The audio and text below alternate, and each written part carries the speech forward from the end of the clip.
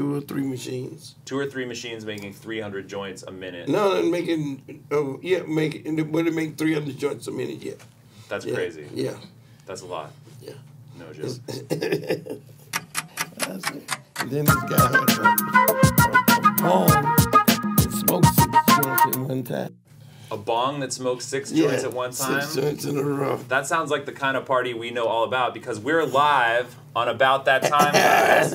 Good afternoon. Welcome, Mary Jane. What's up? We're super excited. Today, we are sitting with a legend, George Clinton. Roof. He has been having an amazingly prolific year, back on the scene, making new music, playing live shows, getting in touch with people, putting out good vibes, great music. George, thanks so much for coming through, my friend. Let's shake the gate. Yeah, 100%. How you doing? How's LA been treating you? I've been de-fleed, de-ticked. I got my rabies shot. Now I'm ready to bury the bone. There you go. I like the sound of that. Now you were just a dog in me. Now we were speaking a little earlier about a cannabis-infused dinner that you just went to. You want to tell the folks out there in the land of Mary Jane about your cannabis-infused dinner? What is it? I can't talk about it because it's never been aired yet. Oh, guys. It's high classified information. Yeah, but you're going to see it pretty soon. We was eating a whole bunch of good cannabis cooking and having a good time. Guys, that's what happens when cannabis gets cooked. When the food is good, when the cannabis is right, when you got your sprinkles going on. You get high. You get high, man. You eat some good things. Now, can you tell us even a little bit? Like, what were some of the standout dishes? That's what I can't take because it was secret recipes. Guys, there are clandestine secret recipes that occur. It was dinner, breakfast, lunch, all at one time. We had to eat all day long. Around the world. And then dessert. It was great. That sounds amazing. Now, I'm assuming this isn't the first cannabis dinner that you've ever been to, though. Well, it's the first cannabis dinner. I've eaten some cannabis edibles, and they usually don't agree with me. Usually I get too high. I ain't used to that. But they had it tapered just right. That's good. You didn't even, you got the essence of the OG or whatever it was, whatever blend they was using. You got the essence, but it wasn't earthy, like some of that edibles can be. It'd be just sweet raw weed. Now, absolutely. And we've all had our experiences of edibles treating us the wrong way. Do you have any specific stories of when an edible treated you wrong? Well, not that long ago. I got carried away with some candies that was just taste good. I wasn't paying any attention. Right. And when I went to sleep, I started having those flashbacks of the days of 69, 68, 69. And if I didn't have that blueprint or that map as to how to travel that road, I'd have been freaked out. I believe it. It took me a minute. Wait a minute, I ain't sick, but I remember this. Oh, I'm high. And I ain't been this kind of high in years, you know what I'm saying? Absolutely. So, and it was like that. I'm like, holy... I can see now when you're young, you can handle that. When you're 75 or 77, you have a hard enough time walking on the natural. Yeah, absolutely. So trying to do it with some, being high, that's twice as... It gets more challenging. Yeah, it gets definitely more challenging. Now, we call out some edible time travel. I like to put on the... Edible time travel. Edible time travel. I like to put on the orange shades. For the edible time travel. You know what I mean? Just kind of get into that edible time travel. Eat the red one. Eat the red one. Don't eat the blue one. Don't eat the blue one. You never know where you might end up. Go down in the rabbit's hole. Absolutely. So tell me about some of your early experiences with, psychedelics, with drugs. Oh, my God. Well, first, you get a nickel bag of weed in the 50s. You thought you was doing something that was real cool. You'd be... wrecked wrecked on a nickel bag. But by the time it got to 60s, mid-60s, it was something called tripping. And we didn't know what the fuck, but we from New Jersey. We into pretty cars or barbershop getting our hair laid, wearing nice suits. We thought we was cool as hell, but nobody cooler than that. We put a record out called I Want to Testify, and we started going to hippie joints. And, chasing girls, you'll do almost anything trying to catch them. And before we knew it, the little girl had us tripping our ass off. We old as hell. And they had us taking mescaline, purple haze, microdot, blah, blah, blah. And we was walking around like zombies. And I guess we were still the oldest hippies around. I'm still here doing it. I ain't never get back. I went through all of the other trails of drugs, all of that. But none of them would ever get back to good as acid had been. Right. The original acid. The original, not all that other stuff after the war was over. Right. It was over to me. Sure. You know what I'm saying? Everything else you was chasing that high. And if I'd had it since I'd realized when they started saying chronic, that weed had elevated to that level. Absolutely. And you ain't got to go nowhere from there. You can eat it. I had a massage. Weed massage, guys. Highly recommended. Cannabis oil, highly recommended. I wouldn't be sitting here now feeling all loose and agile. I feel like I'm 77 if I didn't have it. Yeah, you got to have that cannabis massage when it's out. Cannabis massage, eat a few. Now, given that you have this perspective that, you've seen a lot of different ways that this has manifested in our world, what do you think of the cannabis legalization efforts that have occurred? What do you think about the fact that you can walk into a store and buy some weed? We have reached the future. I've been waiting on that for a long time. I saw it coming a long time. Just like Star Trek and all that. Guys, it's official. If you were wondering out there, we have officially reached the future. We have reached the future. Trust me, I've been waiting on this for years. Your fingers were crossed. It's happening hoping now. that it'll be like they said it was going to be one day. But it's going to be even deeper than this. You think so? We Still going deeper? We're evolving. You can tell about the digital.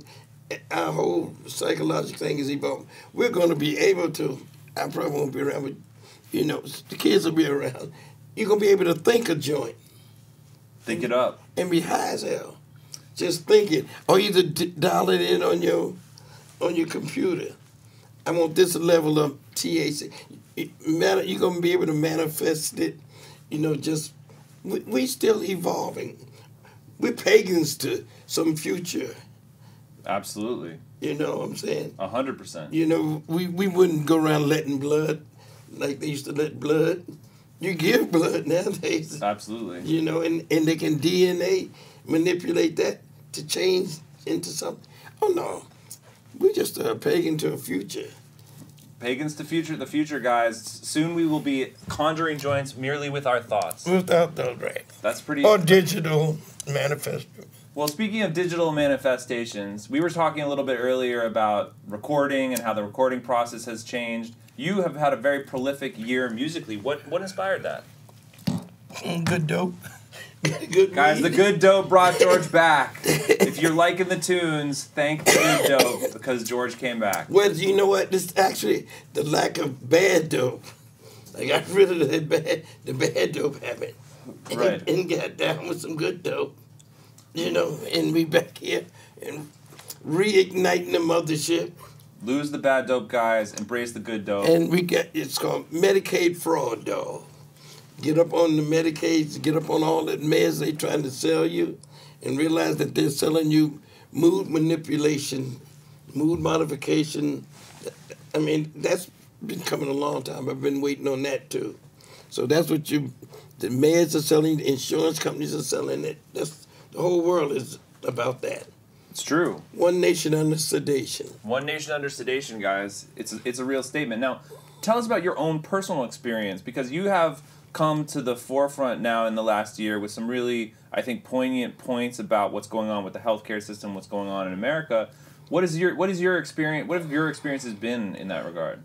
After coming down from crack, once you get off of that, you know what I'm saying? You got a lot of room for a lot of time, because it's really time consuming. Chasing it down, you never get that high. So you have a lot of time on your hand. You can actually see that they're actually selling drugs legally, just like the crack and all the other drugs, the speed. People on the natural, their prescriptions remind me of the the different friends of mine that was on different drugs, they just call it a controlled substance, but it's the same, Adderall, the Disarol, the Oxycontin. Ain't no different than the street thing. They just got a handle on it that they can do it legally now. Right. And everybody think it's cool, but I can see that same look on your face. I know when you done took a drug, what drug it is. So you may not be out here in the street hustling, but I bet if you run out, you know a friend that can sell it to you, on the ground. Absolutely. So being with that much time on my hand, I can smoke a joint and relax and then actually talk about what I see with the drug society and the insurance, all of that.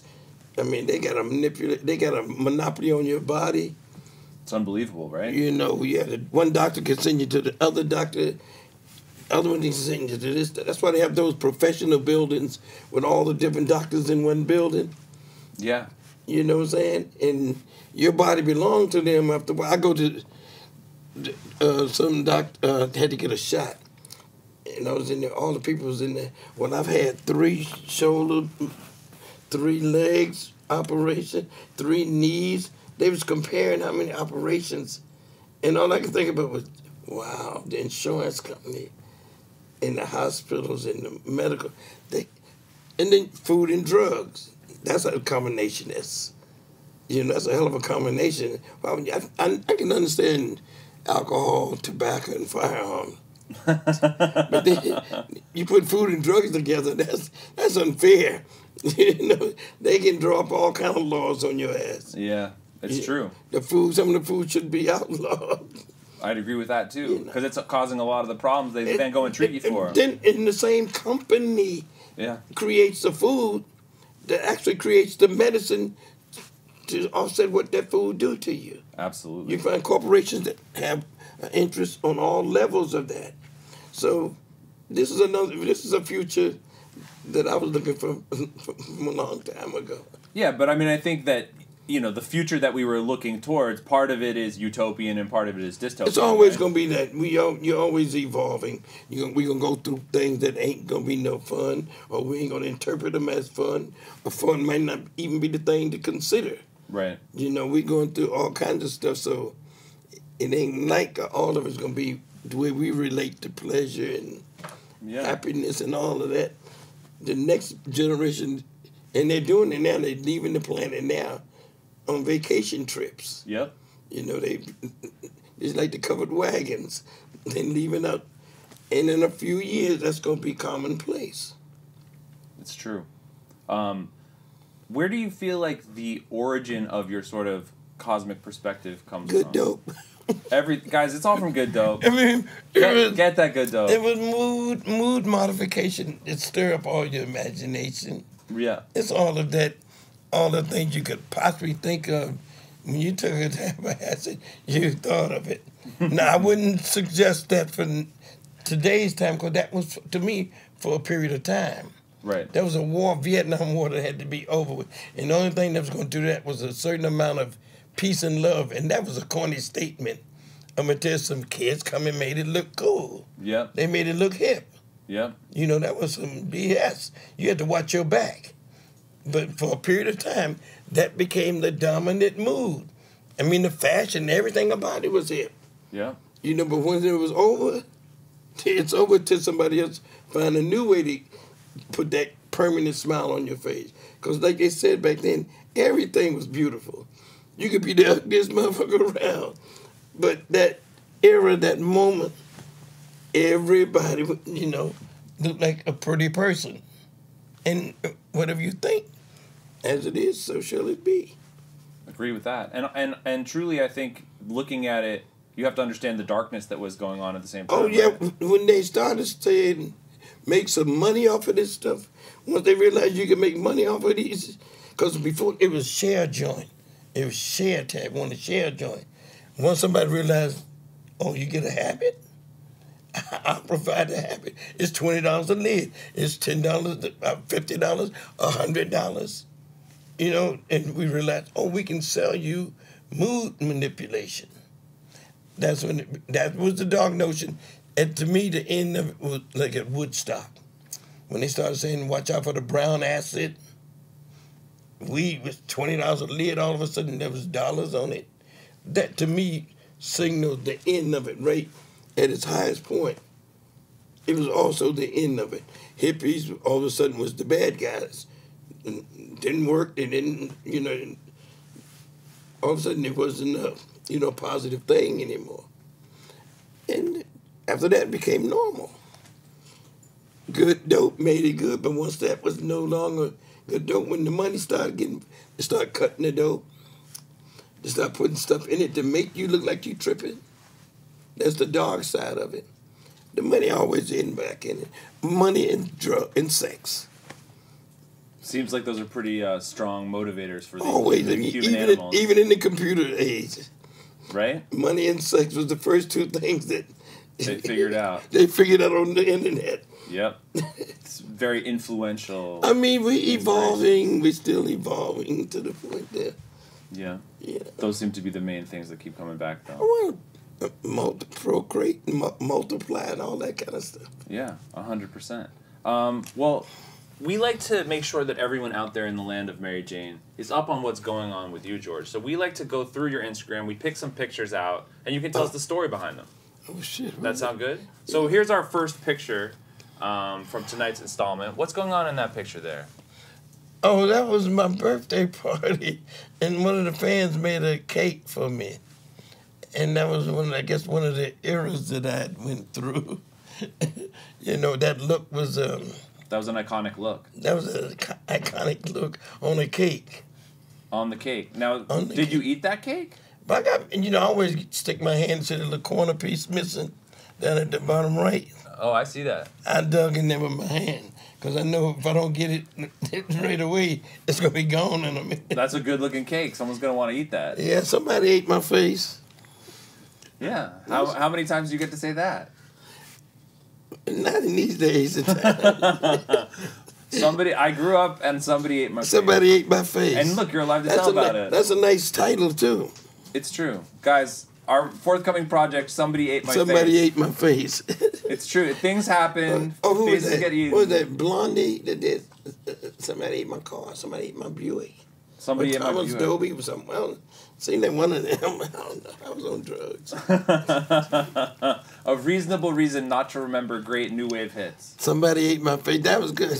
Yeah, look, that's the album cover right there, actually. There you go. It could be the Somebody cake, and it's called Somebody Ate My Face. Do you remember what flavor was the cake itself? Was it multi-layered? It was multi-layered, but I don't know. Do you remember that? Some chocolate, vanilla. Yeah, I think they had all different kinds. I like that. Mix it up. Keep it friendly. Somebody. All right, let's do another one from your Instagram. Let's see what else has been cooking in the world of George. All right, here's another one. We got a nice. We got another picture there. Check out. That's almost like that's when I didn't have as many pins on my hat. Yeah, but you got the hat. You got the collar. I got the hat and I got the. Well, that's another color. What color is that? That's a silver one. Okay, yeah, I got a collection of these colors that take me out of space. They take me fashionably. I can just go around out there. Right here in L.A. too, on Melrose. That's where you pick these up? Yeah, that's. What do you think we should call this type of accessory? Is it a vest? Is it a cape? I don't know. Haberdashery. Haberdashery. Yeah, Shout out Haberdashery. Yeah, P-Funk Haberdashery. P-Funk Haberdashery, guys. That's a real look. And it's working well, I think, in 2018. Yeah. You know? I can get by with this. Man. Yeah, it keeps on keeping on. See, and then you check the pins out. Okay, we got the pins. Let's see. What's up in the pin collection? That's the P-Funk history. Funkadelic. Free your mind. Cosmic stop. Slop. Got it. Tear the Tear roof the off roof the off. mother sucker. The mother. You got them. And are these all actually from P-Funk collection. The course of history? Yeah. Amazing. Were these all released at different times, or did they all come out All together? different times over the history, over the years. It's important to have a pin, though. Yeah, you got to have the collection. We just got the whole collection. How many pins in total are in the collection? GeorgeClinton.com. GeorgeClinton.com, guys. You want to rock some great historical Parliament pins? Yep. Check out Mothership. GeorgeClinton.com. Got the Mothership on there. all of it. It's good Sir times. Nose, you know that character. Yeah. Devoid of funk. There you are. You fake the funk, your nose will grow. Guys, no faking the funk. You'll end up with a large nose. Go to georgeclinton.com. Check out some pins because, you know, they look fresh. Yeah. Okay, we've got another picture from your Instagram. You can tell us about what's happening here. Oh, my God. I'm have to leave. You have to look at the picture because I can't give you what it actually is. I can't tell you what it won't. It'll be released in a couple of weeks. Okay, this is more top secret information. Yeah, it's top secret. George is on the show, guys. He's got a lot of top secret information. He's having top secret cannabis dinners. He's having top secret images posted on his Instagram. You'll see that. That's what happens when you come for the future, though. You've got a lot of secrets. That's a major promotion there. Totally. Guys, we're revealing it here on About That Time. To be announced soon. You will have the details of this magical thing to come. It's a one-of-a-kind major promotion happening on About That Time. Very exciting stuff. We've got another picture from your Instagram. Let's see what's going on here. Oh, okay. Well, that's another one of those pieces from the same place that made the P-Funk Trashery. P-Funk Trashery, yet another piece. That's another piece from that, you know. It's like we're future folks. You know, like we from that place, you know, Black Panther, where they hang out at. Absolutely. That's a planet near there. A planet near where the Black Panther hangs out. Yeah. You got to rock the style. It's called the Dog Star. Guys, we're living on the Dog Star. Yeah, the Dog Star. What's it like living on the Dog Star? Planet Sirius, you know. Good times. Like I say, I've been flea ticked and I got my rabies shot. That's a clean out. Always ready to smoke a bone. There you are. Let's do another one from the Instagram. What was I doing there? Oh, well, yeah, I was doing the same. Yeah, I got a few pins less, and I'm smoking a good one, a fat one. Yeah. Now, what kind of smoking do you like to do? Are you a joint rolling guy? Are you a blunt rolling guy? Do you go through different phases? You like the vaporizer? I have both of them in my hand at all times. All times, guys. Come prepared. George Clinton, one hand on the joint, one hand on the vape. I walk up to the counter at the airport to get ready to get my ticket out today. Oh, shit. Which state are we in? Yes, you know, I really literally have to be, catch myself. No, I like them both. Absolutely. Different times of day, different moods. Yeah. And do you ever like to put a little tobacco in your in your vibe, in your joint, or are you not a tobacco guy? No. They say that stuff is bad for you. No, I never liked tobacco. You can't put on tobacco like you do weed, and that's... It's going to hit you a different spot. Yeah. I mean, I can't even enjoy good weed, on a blunt. Yeah. Because I be getting drunk as opposed to getting high. Tobacco getting me high, drunk anyway, whether there's weed in there or not. Yep. If I pull that, I'm going to be... might as well smoke a Black and Mild or something. No, but just good old weed, the less paper, but... Yeah, absolutely. Well, I think actually that's a good cue. We should thank our friends who provided the wonderful cannabis for us today. Oh, This is Swami Select from Mendocino County. They grow beautiful cannabis in the real nature. With water and sun and stars and moon. And they don't grow it upside down. They do grow it in sacred geometry patterns. Okay. Apparently that adds to the mystical impact of all of cannabis. that. Swami Select, shout out. Thank you so much. Oof. I'm also going to give another shout out to Candy Pens. I smoke on their Ruby. You can put your own oil in it. It's kind of chill. It's pretty sleek. It's pretty small. You know what I mean? Yeah, give me a few of them. Yeah.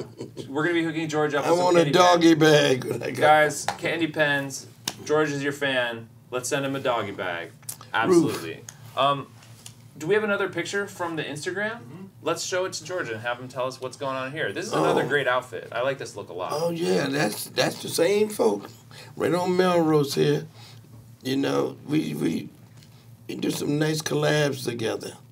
It's a good time. Yeah, that made that old Funky Angel. Now, have you been archiving your looks over the years? Do you have kind of everything in a place? No, I've given to the museum different cities. You know, we done lived all over the country. Absolutely. So we picked different museums and give them different pieces. That's pretty exciting. Just like the Smithsonian got the mothership, and one of the coats, myself and Bootsy, and then Rock and Roll Hall of Fame got a bunch of stuff.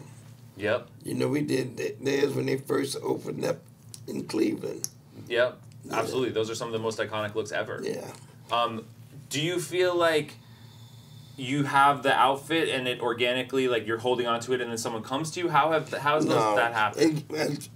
A hoarder. I have so much stuff around there. I don't want to get it. But then at a certain point, you have to let go of certain let things. go. We're getting ready to do some, get rid of some things and auction them off for different causes. Yeah. Because right now we are, celebrating a lot of, igniting of the funk. Yeah, 100%. Why don't we talk a little bit more about that? Because when we mentioned it earlier about you getting back into the studio this year, tell me what that process has been like. Oh, it's been therapeutic. It's been therapeutic. There's a lot of power in them hairs. No, it's been really good for me. I got rid of the old habit for the last, 7 years really. But for the last 4 to 5 years, I've been on this mission of getting everything straight because I'm getting my copyrights back. All of that stuff is coming back to me. Yeah. So I have to have it all cleaned up if I want to tell the story of that. Yep. I got to get it all cleaned up and be in a frame of mind that people will pay some attention to. Because they ain't going to pay no attention to if you done blew it. It's too bad you ain't interesting. Yeah. But if you can get back in the game, that's like how you do that. So that's a worthwhile story to tell. Yeah. You got to get in people's ears, let them know what's happening. So I give them some new dope. New dope. Funk is the best dope you can be hooked on. So when they say that's a dope beat, you know where that came from. That's a good kind of funk right there. That's that good kind of funk.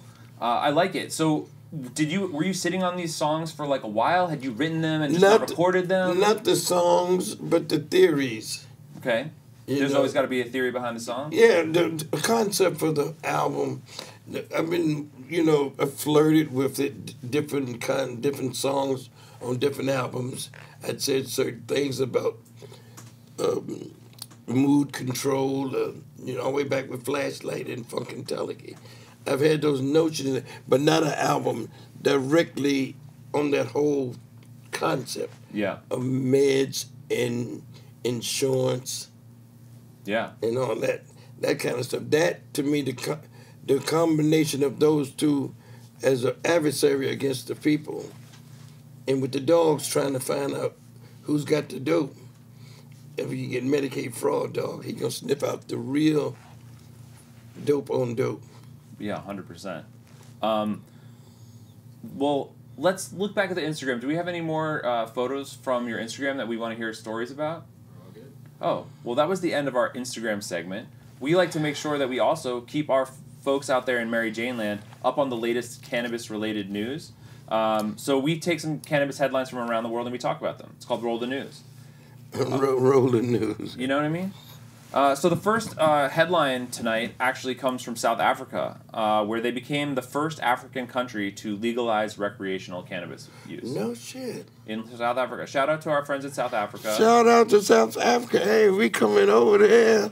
Y'all got recreational drugs? Have you not been to South Africa before? No, but I'm ready to go to Johannesburg. Guys, George Clinton has never been to South Africa. That is a crime. No, man, we did the Sun City thing, but we didn't get over there. But I'm ready to go now. Hey, brothers, be your like George. Guys, ain't that we got a hit record bring over George there. to South Africa. Let us make it a mission. We're gonna go smoke some weed in South Africa. Oh man, I'm on my way. I love it. We've got another story on tonight's installment. This is about a major player in the world economy getting into the cannabis game. Coca-Cola has announced that they want to put CBD in beverages in Canada. Yo, That seemed like deja vu. Seemed like I heard that. Oh, that was cocaine. No. Well, they've been in it before, guys. That's a great point, George. They came to market with cocaine in the beverage. They removed it. Now they're adding weed. So. I thought that was just in my mind. No, that's for real. That's for real. That's an influential ingredient, guys. We always gotta make sure that we're about it. Yeah, so that's a pretty crazy thing. You know, this major player. I saw. Didn't I see some one of those cigarette people had already got their patent for their pre-rolls to one of the major cigarette companies. Yeah. They got their patent on some pre-rolls and what the box was going. It might have been somebody just flipping off on the internet, but. Yeah. Well, Coca-Cola, welcome to the weed game. You were in the Coke game. You was in the Coke game, now you're in the weed game. Well, yeah, I guess weed start costing as much as Coke after a while. Yeah, I think the price of weed will be quite reasonable compared to the price of Coke, the way it's being produced around the world. Now, I'm going to just read some statistics from this story. The partnership where Coca-Cola is investing to put CBD beverages in Canada, this market alone is expected to exceed $2 billion by 2020. Damn, give me a bottle of Give me a bottle of Kush. Guys, it's about time to drink that Kush. It's a $2 billion market in the next couple of years. It tasted good in the food yesterday. There's a lot of CBD. Oh man, wait till you see that. There's gonna be a lot of things you're gonna be able to do with marijuana. They gonna ooh, I can't even. Wow, they gonna have weed yogurt. I think weed yogurt is a great idea. You know what I'm saying? Now, do you think it should taste like weed, or should it be like fruit flavors? Well, they do fruit flavored weed already. So right, so should it be blueberry yogurt with weed? It'll be some Kush yogurt. Tastes like weed. It's Kush yogurt. Yeah. Little green. It'll be like a vegetarian, it'll be like a vegan. Okay, vegan yogurt. Vegan weed yogurt. This is a great product idea, George. Yeah. I think you need to go to Canada. You need to get part of that $2 billion. Yeah, I need you to bring them. I got some ideas on that. Weed yogurt. Vegan yogurt. Yeah. Write that one down. Yeah, I'm liking that. Vegan weed yogurt. Vegan weed yogurt. Look at that. It's true. It looks good on the. Guys, we are innovative. I don't know if anyone out there has ever watched a show more innovative than About That Time. We're creating so many new ideas. We was talking about weed makes you come up with it. Guys, thanks to the weed, thanks to the Swami Select, thanks to the candy pens, we're coming up with crazy ideas. Yeah. We're gonna take over the Canadian cannabis marketplace. Okay. Vegan weed yogurt. That's the key. That cat is on weed too. Guys, that's Bowie the cat. George, this is our critter click. Oh, cat. His name is Bowie the cat. Bowie the cat. Yeah, and then that's the butterflies. They're called the Uniques. They're called the Uniques. Kind of like a girl group. They hang out with us. These are our friends. They're in the critter click, and they just chill with us here on About That Time. Let the butterfly. Let the butter fly, man. Let the butter fly. Maybe into a frying pan with some vegan weed yogurt. Okay, we got a third story on tonight's installment of Roll the News. This is one that will come as no surprise to you. Drug references in pop music are on the rise, according to a new study. Now, you were kind of, Drug references getting high, huh? Yeah, drug references getting higher. Go figure. That would be a good pun. I mean, it was always high on my charts. P-Funk wasn't nothing but some good dope. Well, now, obviously, that's something that's quite common, but why don't you let us know a little bit what it was like early on? I didn't want to get his secrets away. That's trade secrets. No, but I'm just saying, what was the perception of you as an artist because you talked about those things on your record? Wasn't that it was a different thing? Yeah, see, I knew that it was cool even when it was bad. A lot of people was doing it, but they was doing it so artsy-fartsy. You didn't know, Lucy in the sky was down. That's LSD. Lucy in the sky, no. I mean, they were talking about drugs before, but I just said, I'm going to be explicit. I'm just going to say it. Don't step on my funk. Don't cut my funk. My funk could take a 10. I mean, I showed them how to clone it, and they call it hip-hop. Funk is the DNA in hip-hop. It'll take a 10. You can cut it so many times and make a new record out of it. Same as DNA, same as genetically engineering. That's actually true. Amazing. Oh, yeah, it's amazing. That's some good funk. That's some good fun. James Brown, you could OD on. That's true. You can put a Too James much of Brown that record. funk. You can put one of his records on today, and you jump up and get a heart attack. True. That's dope. that would never be legalized. That's gonna always be illegal. We flirted with it back and forth. Motown funk and P-funk and New Orleans. We stayed commercial around the world. James Brown gave you straight dope. It's like uncut. That's worse than Oxycontin. Okay. There's been some great funk out there over the years, great drug references in music. Now, they went through all of the Billboard's top 40 music from 1986 to 2016. Oh, that was late. That's a little late. That's a little late. I would say on the rise since the 80s, maybe, but I think if you included a broader range of songs, you might have... you think that it came down from... Yeah, it would have came down and then came it's down back from up. 69. I think the headline really is drug references in pop music are back on the rise. Back on the rise. You know what I mean? Because I think if you really went in there... Now, obviously, there's new drugs that people rap about nowadays. Yeah, I hear a lot of Molly. People like the rapping about Molly. That was some ecstasy. People drink syrup. People drink syrup. Drinking syrup. Well, see, that was always syrup. Drank a little syrup. Wet, or as we call it angel dust. They call it wet. They call it sherm. It's just the different eras. They give it a new name. Yep. It's the same drug. It's the same animal tranquilizer, canamine. True. It's the same thing. The more things change, the more things stay the same. Maybe. The same thing. They just repackage it, give it a new name, and next thing you know, you get Crohn's disease. From what they called it years before now. Guys, Crohn's disease is a possible outcome of trying wild drugs. So just be aware before you do it. There are risks involved. The drug that you take for you is the ones you have to be careful of. The drugs you take, the medicine you take for what's ailing you, that's usually the repercussion of the drug you took before. Not illegal, but the drugs. And once you get on that slope, it's hard to get off of it. Oh, it's hard to get off it. Diabetes and any of them. Yep. My doctor's mad at me. He told me he can't make no medicine, no money off of me. Because I don't, none. Wow. Not a single medicine? None. Just cannabis? Cannabis, that's it. Wow. That's pretty incredible. Oh, believe me, I feel lucky. And do you feel as though it's a really good way to deal with most of the problems you were It's hard to do, for? though, because, it's in this, when you got an ailment, you got a problem, you got to have a medicine. That's not just, you don't sit there and just make up your mind you're going to quit. It ain't that easy. Because the proof is that you might get sicker. Yeah. Because they're in control of that. But as long as you don't have to do them, I wouldn't get started. Avoid at all costs. Until it hurt like hell.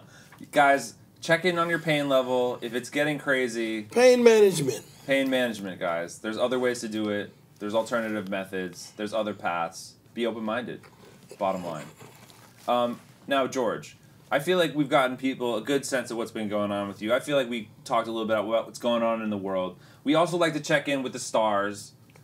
We look at the stars.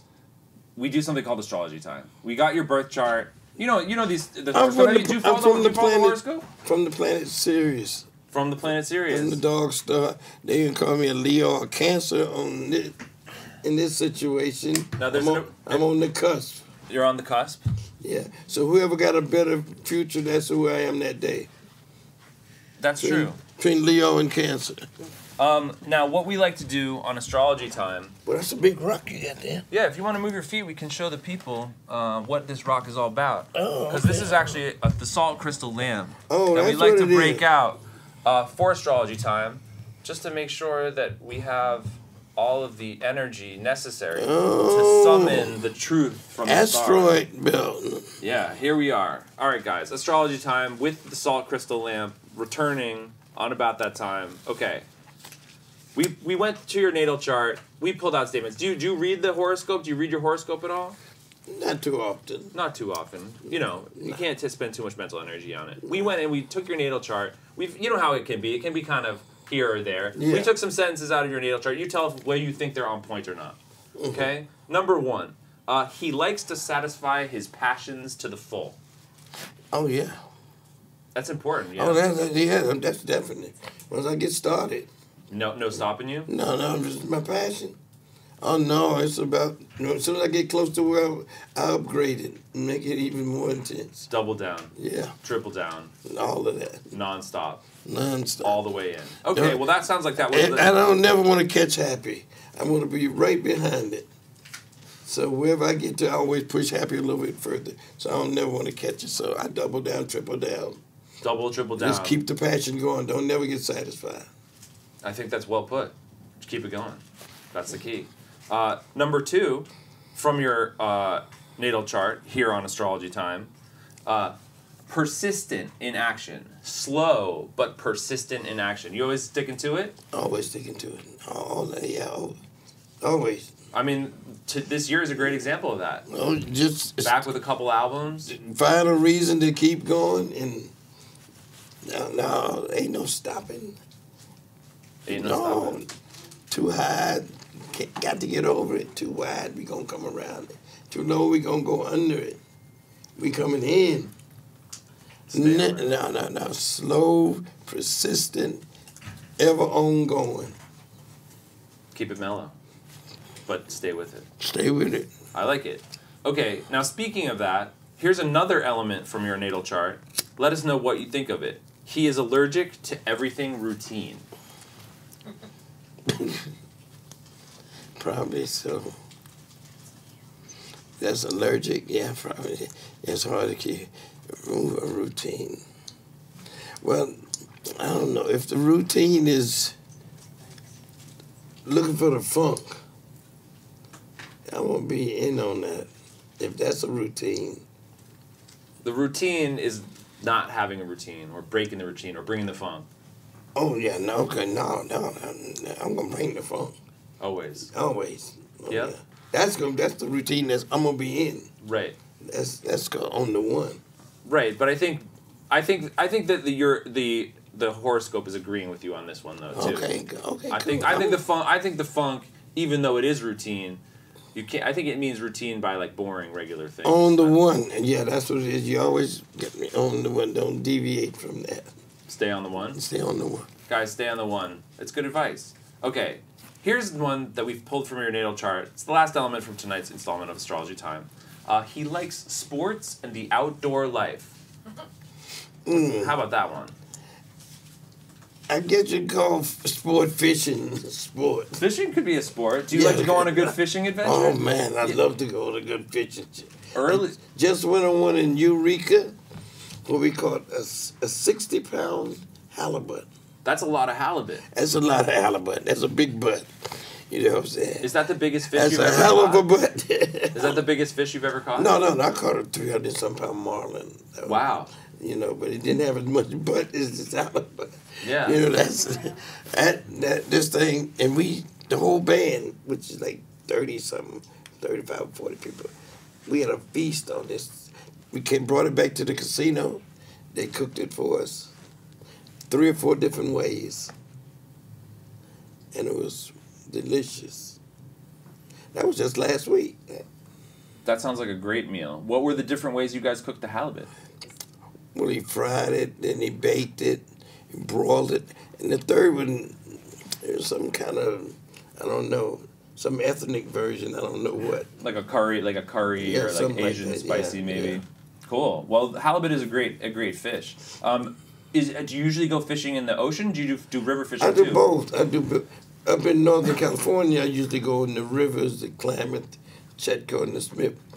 On the East Coast, I go in the Gulf. I live in Florida, so I go right out into the Gulf. And then I go out in the Atlantic Ocean a lot. This was the first time I had really got something going on in the Pacific. Yeah. Because my only memory of being in the Pacific, I got sick for 14 hours. Wow. The boat broke down and we was catching the albacore, and I ate all the hip on tuna fish anyway. So every time we caught one, it made me sicker, and they can be pretty heavy. They can be really heavy. Yeah. Wow, that's really cool. When did you get into fishing? Oh, years ago. I think like 76 when we got our first hit records. Boots and I went fishing and hunting all over the place. We did everything you wanted to do as a kid. We bought all the fishing gear in the world, all the guns in the world. You know, I eventually sold all the guns later on. I mean, we went and shot up the woods and had a Bambi complex after that. So, I mean, I was never able to go back. But we did, but fishing I kept doing. Okay. It's a more mellow routine. So in 1976, you and Bootsy had all this money, and you decided that you wanted to go hunting and fishing. We thought everybody was one of the record execs. We used to shoot an animal. Oh, there goes so and so. There goes so. I mean, you seen it in the interviews. We said it when we came home. We went out there and thought of the record industry as the game we was hunting. Amazing, amazing. What were some of the places you guys liked to go when you were on those trips? Oak Ridge, Tennessee. Oak Ridge, Tennessee? That's the spot? That was the spot. You know, that's where they made the atomic bomb at, one of the places. Yeah. But it was also a place where there had a lot of wild pigs running over the place. So we was out there. And once we got there, we found there was everything in the world in those mountains. Absolutely. That's a crazy place. A lot of different kinds of animals. Mm-hmm. And then how did you feel like the fishing part of it? Was that also that wasn't in Tennessee, right? No, that was in Miami. That was off the coast of Miami. Okay, so you guys are and ocean Bimini. fishing. We would go from Miami to Bimini and back. Most of the albums were done there, and song was written there in Honolulu. Right. You know. Was that also a fishing spot, Honolulu? Yeah. Mm-hmm. There's some exotic fish to catch out there. Mai is the one we like to catch. And then that leads to like the party, right? You guys grill it up when you get back. Yep. Now? Are you a big cook? Do you like to grill? No, I do good fish, but that's it. Let someone else handle the cooking. Yeah. Well, that's a good strategy. I mean, you're bringing something to the table. Someone else has to bring something to the table too. I like it. Well, guys, that was astrology time. I think the horoscope was pretty on point this evening. Now, George, before we wrap things up here on About That Time, we like to make sure that we give you an opportunity to kind of tell the folks out there what they should be checking out for on the horizon. Well, check out, first of all, I did a book, Brothers Be Your Like George, Ain't That Funkin' Kind of Hard on You? That's out now. An album, First You Gotta Shake the Gate, which is the main part of the show right now that we've been doing with all the new members of the band, a lot of family members, and a lot of new members from the Tallahassee crew. And we got a new album out right now, Medicaid Fraud Dog. That's Parliament. Shake the Gate is Funkadelic. This is Parliament. We're currently touring that right now, and we're going to be doing this thing, the tour bus that's coming out pretty soon. The Tales of the Tour Bus, you'll be seeing that coming out pretty soon. Where should we check for that? That's, what is that, HBO? Cinemax, guys. Yeah. All over. Well, George, thank you so much for coming through here, hanging out About That Time, hanging out with Mary Jane. Shout out to Swami Select. Shout out to Candy Pens for providing us with some awesome vaporizers. George, it was absolutely a pleasure, sir. Best of luck to you. Good to be Please here. come by again soon. Cool. Do that. Peace, Mary Jane. Got that doo-doo.